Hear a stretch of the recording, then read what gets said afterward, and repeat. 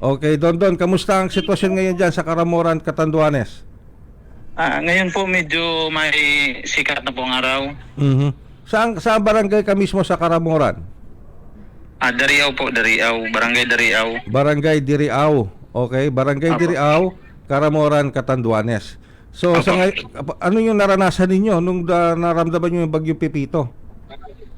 Medyo malakas po.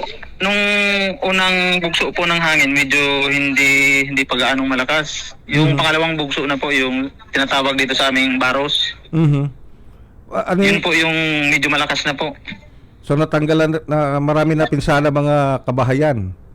Opo, kasi yung unang bugso po, wala pang masyadong nasirang mga bahay. Okay pa yung mga bahay. Yung pangalawang bugso po ng hangin, O, mga anong oras yun yung naramdaman yung pangalawang bugso na malakas na yan?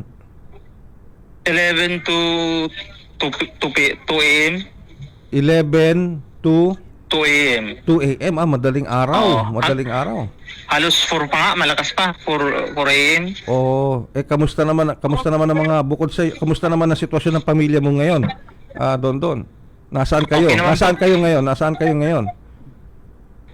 Andito po sa bahay namin. Kasi halos sanay naman ang mga tao dito sa bagyong malakas po, sir eh. Okay. So pero may nahahatira na ba kayo ng tulong ng inyong provincial o local government at ng DSWD? Meron na bang tulong na nakakarating sa inyo?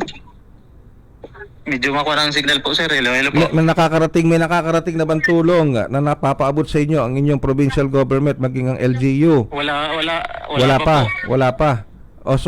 Sige, bibigyan kita ng pagkakataon. Wala pa kayong natatanggap na family food pack mula sa DSWD. Ayuda, kahit ano. Wala pa po. And of course, kakailanganin nyo rin yung kahit papaano materyales para maitayo muli ang inyong bahay. Opo, sir. Kailangan po. Halos kailangan dito po ng pagkain, tubig, kuryente. Walang kuryente po.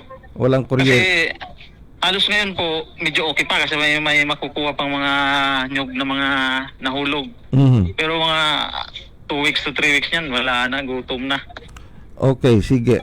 So bukod doon, syempre yung housing materials kailangan ninyo, no? Mga yero, pako, kahoy.